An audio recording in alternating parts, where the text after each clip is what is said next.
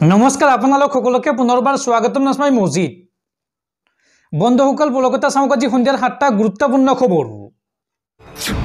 প্ৰথমটো খবৰ, বিপদত এইবাৰ মোদী চৰকাৰ। কিংমেকাৰ নীতিশ কুমাৰক আদৰিবলৈ সাজু হৈছে লালু প্ৰসাদ যাদৱ। লালুৱে দিলে নীতিশ কুমাৰক বাম্পাৰ অফাৰ। নীতিশ কুমাৰে লালুৰ এই অফাৰ গ্ৰহণ কৰিলেই সংকটত পৰিব মোদী চৰকাৰ। ভংগ হ'ব পাৰে কেন্দ্ৰৰ NDA চৰকাৰ। বিপদত পৰিব নেকি মোদী চৰকাৰ? লালু প্ৰসাদ যাদৱে এইবাৰ নীতিশ কুমাৰক দিলে বৃহৎ অফাৰ। পুৰণি সকলো কথা পাহৰি যাব লালু প্ৰসাদ যাদৱে। NDAৰ সংগ ত্যাগ কৰিবলৈ ক'লে নীতিশ কুমাৰক। নীতিশ কুমাৰৰ বাবে দুৱাৰ খোলা আছে RJD। নীতিশ কুমাৰৰ সকলো ভুল আমি ক্ষমা কৰি দিম, এই মন্তব্য লালু প্ৰসাদ যাদৱৰ। তেওঁ লগতে কয় যে প্ৰত্যেকবাৰে ভুল কৰে নীতিশ কুমাৰে আৰু আমি ক্ষমা কৰি দিওঁ আৰু এইবাৰো ক্ষমা কৰি আঁকোৱালি ল'ম বুলি মন্তব্য লালু প্ৰসাদ যাদৱৰ। আৰু লালু প্ৰসাদ যাদৱৰ এই মন্তব্যৰ পিছতে তেজস্বী যাদৱৰ প্ৰতিক্ৰিয়া। উল্লেখযোগ্য যে নীতিশ কুমাৰ বিজেপিৰ ওপৰত অসন্তুষ্ট বুলি ইতিমধ্যে ওলাইছে খবৰ। আৰু যদিহে এতিয়া নীতিশ কুমাৰে লালু প্ৰসাদ যাদৱৰ এই অফাৰ গ্ৰহণ কৰে তেন্তে বিপদত পৰিব কেন্দ্ৰৰ মোদী চৰকাৰ। পৰৱৰ্তী খবৰ, গুৱাহাটীত পুনৰ ভয়ংকৰ ঘটনা। গুৱাহাটীৰ খাৰগুলিত পুনৰ ফাটিল পানীৰ পাইপ। পানীৰ পাইপ ফাটি আহত হৈছে কেইবাজনো লোক, লগতে ক্ষতিগ্ৰস্ত হৈছে কেইবাটাও ঘৰ। গুৱাহাটীৰ খাৰগুলিত পুনৰ ফাটিল পানীৰ পাইপ। গুৱাহাটীৰ খাৰগুলিত নেপালী চকৰ সমীপত সংঘটিত হৈছে এই ঘটনা। পানীৰ পাইপ ফাটি আহত হৈছে কেইবাজনো লোক আৰু এই ঘটনাত কেইবাটাও ঘৰ ক্ষতিগ্ৰস্ত হোৱাৰ তথ্য পোহৰলৈ আহিছে। জাইকাৰ এই পানী যোগান আঁচনিক লৈ এতিয়া ক্ষুব্ধ হৈ পৰিছে গুৱাহাটীবাসী। ঘটনাস্থলীত উপস্থিত হৈছে বিভাগীয় বিষয়া। আৰু খাৰগুলিৰ এই জলবিস্ফোৰণৰ পাছতে ডাঙৰ ঘোষণা জল বৰ্ডৰ। গুৱাহাটীত আগন্তুক 3 দিনলৈ বন্ধ থাকিব পানী যোগান। পাইপ মেৰামতিৰ বাবে এই সিদ্ধান্ত জল বৰ্ডৰ। পৰৱৰ্তী খবৰ, ড্ৰাইভিং লাইচেন্সক লৈ নতুন নিয়ম।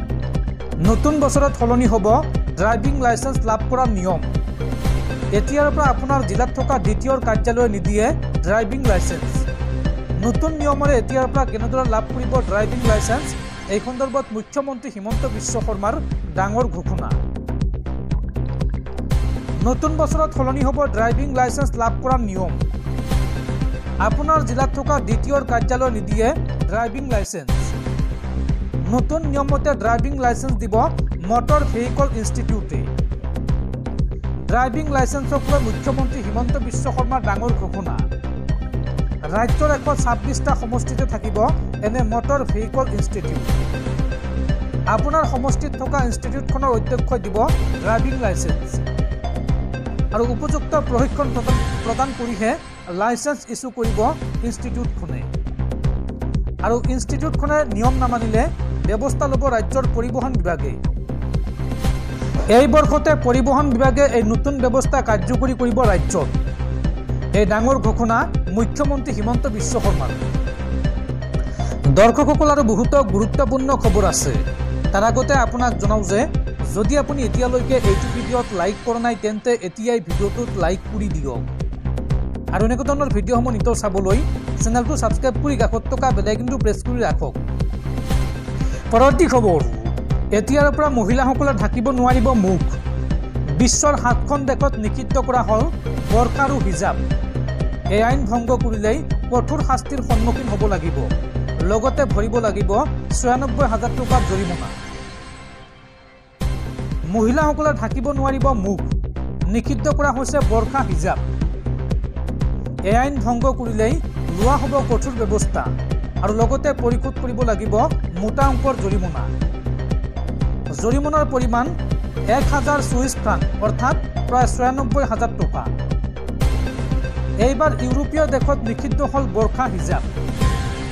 ইউৰোপীয় দেশ ছুইজাৰলেণ্ডত এইবাৰ বৰ্ষা নিষিদ্ধ কৰা হৈছে। ছুইজাৰলেণ্ডৰ মহিলাসকলে আজিৰ পৰা মুখ ঢাকিব নোৱাৰিব। বৰ্ষা আৰু হিজাব নিষিদ্ধ ঘোষণা কৰিছে ছুইজাৰলেণ্ড চৰকাৰে। বৰ্ষা নিষিদ্ধ কৰা বিশ্বৰ 7খন দেশ হৈ পৰিছে এতিয়া ছুইজাৰলেণ্ড। ইয়াৰ পূৰ্বে আৰু 6খন ইউৰোপীয় দেশে বৰ্ষা আৰু হিজাব সম্পূৰ্ণৰূপে নিষিদ্ধ কৰি থৈছে। সেই দেশকেইখন হৈছে ক্ৰমে France, Belgium, Denmark, Netherland, Bulgaria আৰু অষ্ট্ৰিয়াত নিষিদ্ধ কৰা হৈছে বৰ্ষা। ছুইচ চৰকাৰে সমগ্ৰ দেশতে নতুন বছৰৰ প্ৰথম ৰাতিপুৱাৰ পৰা নিষিদ্ধ কৰিলে বৰ্ষা হিজাব। এতিয়া কোনো মহিলাই ৰাজহুৱা স্থানত বৰ্ষা হিজাব বা আন কোনো ধৰণে মুখ সম্পূৰ্ণৰূপে ঢাকিব নোৱাৰিব। যদি কোনোবাই এই আইন উলংঘা কৰে আৰু ধৰা পৰে তেন্তে তেওঁলোকৰ বিৰুদ্ধে কঠোৰ ব্যৱস্থা লোৱা হ'ব।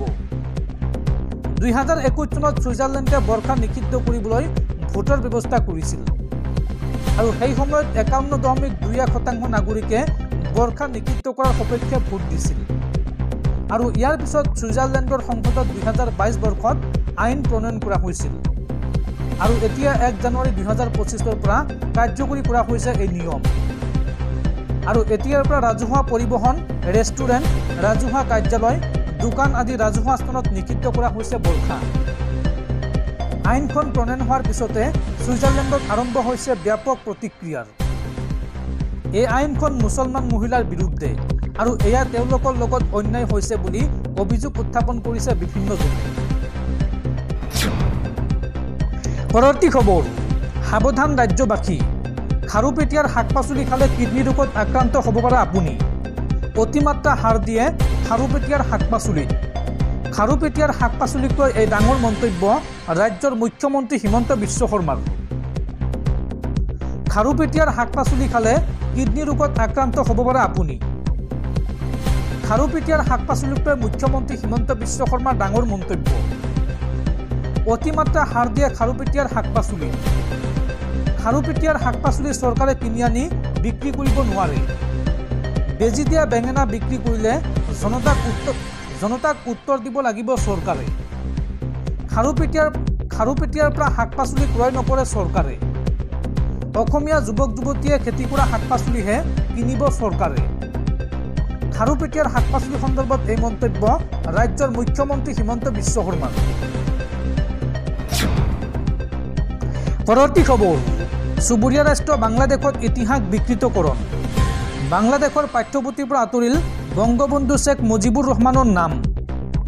বাংলাদেশৰ অন্তৰ্বৰ্তীকালীন চৰকাৰৰ এই সিদ্ধান্ত। বাংলাদেশৰ পাঠ্যপুথিৰ পৰা আঁতৰিল বংগবন্ধু শ্বেখ মুজিবুৰ ৰহমানৰ নাম। ইতিহাস বিকৃত কৰি পাঠ্যপুথিত সন্নিৱিষ্ট কৰা হ'ল নতুন তথ্য। বংগবন্ধুৱে নহয়, জিয়াউৰ ৰহমানেহে বাংলাদেশৰ স্বাধীনতা ঘোষণা কৰাৰ কথা লিপিবদ্ধ কৰা হৈছে বাংলাদেশৰ পাঠ্যপুথিৰ পৰা আঁতৰাই দিয়া হ'ল মুজিবুৰ ৰহমানৰ জাতিৰ পিতা উপাধি। মহম্মদ ইউনুছৰ নেতৃত্বাধীন অন্তৰ্বৰ্তীকালীন চৰকাৰৰ এই সিদ্ধান্ত। পৰৱৰ্তী খবৰ, শীঘ্ৰেই দেশত বন্ধ হ'ব 11টা ৰাজহুৱা খণ্ডৰ বেংক। অসমৰ এটা বেংক সহ 11টা বেংকৰ অনুজ্ঞাপত্ৰ বাতিল ভাৰতীয় ৰিজাৰ্ভ বেংকৰ। অসমৰ বেংকটো হৈছে তেজপুৰৰ Mahabhairab cooperative urban bank limited. এই বেংকটোৰ অনুজ্ঞাপত্ৰ বাতিল কৰিছে RBIয়ে আৰু এই বেংকটোৰ সৈতে মুঠ দেশৰ আন প্ৰান্তৰ 11টা বেংকৰ অনুজ্ঞাপত্ৰ বাতিল কৰিছে ভাৰতীয় ৰিজাৰ্ভ বেংকে। শোচনীয় বিত্তীয় অৱস্থাৰ বাবে এই বেংককেইটাৰ লাইচেন্স বাতিল কৰিছে ভাৰতীয় ৰিজাৰ্ভ বেংকে। পৰৱৰ্তী খবৰ, সাৱধান ৰাজ্যবাসী। ৰাজ্যত পৰিছে প্ৰচণ্ড ঠাণ্ডা আৰু তাৰ মাজতে ভাৰতীয় বতৰ বিজ্ঞান কেন্দ্ৰৰ আগজাননী। অহা 5 তাৰিখলৈ ৰাজ্যত পৰিব আৰু অধিক ঠাণ্ডা আৰু ৰাজ্যৰ 17খন জিলাত পাতলীয়া বৰষুণ হোৱাৰ সম্ভাৱনা আছে। এই সময়ছোৱাত সমগ্ৰ ৰাজ্যজুৰি জাৰি কৰা হৈছে য়েল্লো এলাৰ্ট। প্ৰচণ্ড ঠাণ্ডাৰ মাজতে ৰাজ্যবাসীক এই সতৰ্কবাণী বতৰ বিজ্ঞান কেন্দ্ৰৰ। পৰৱৰ্তী খবৰ, ৰাজ্যত হ্ৰাস পাইছে মদাহী লোকৰ সংখ্যা। গুৱাহাটীত হ্ৰাস পালে সুৰাৰ বিক্ৰী। 31 ডিচেম্বৰত গুৱাহাটীত বিক্ৰী হ'ল 6 কোটি টকাৰ সুৰা। এইবাৰ 2.5 কোটি টকাৰ ৰাজহ সংগ্ৰহ আবকাৰী বিভাগৰ আৰু বিগত বৰ্ষত প্ৰায় 8 কোটি টকাৰ সুৰা বিক্ৰী হৈছিল গুৱাহাটীত আৰু সুৰা বিক্ৰীৰ সমান্তৰালকৈ দুৰ্ঘটনা হ্ৰাস পাইছে গুৱাহাটীত।